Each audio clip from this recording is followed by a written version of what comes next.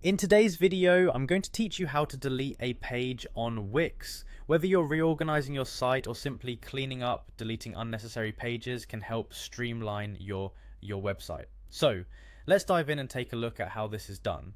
To start, you'll need to go to the Wix website editor. This is the place where all the magic happens with your Wix site. Once you're in your website editor, locate your site. You should see a dashboard or a workspace where you can edit everything on your site. If you're not already logged in, make sure to enter your credentials so you can access your site. Now, when you're in the editor, your next step is to focus on the page list. Look around for a page icon, usually found on the left-hand side of your screen.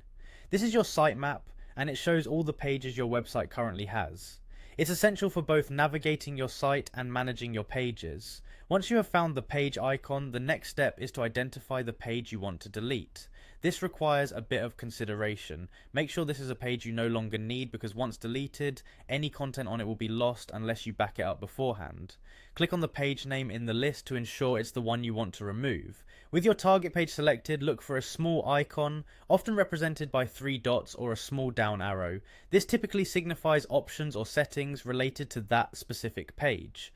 After you click on these 3 dots, a menu will appear with various actions you can take. One of these options will be to delete the page.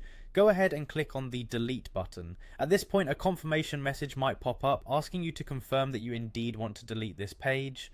Wix does this to prevent accidental deletions. If you're certain, confirm the action, and that's it. The page will be removed from your sitemap and no longer appear on your published site. Keep in mind that it's always wise to double check everything before deleting, especially if the page has important content that you might need later. If you're unsure, consider drafting a backup or exploring if Wix has an option for you to archive, rather than permanently delete the page. I hope this guide made deleting pages on Wix a simple and straightforward task for you. Be sure to explore other elements within the Wix editor to get the most out of designing and managing your website. Thank you for watching, and happy editing.